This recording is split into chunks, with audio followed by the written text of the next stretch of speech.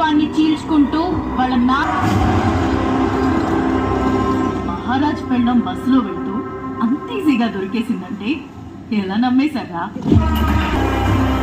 నువ్వు తీసుకొచ్చిన ఊరు జనాన్ని ఎక్కడ దాచావో తెలుసుకోవడానికి నా మొగుడేసిన plan right. It's just trap.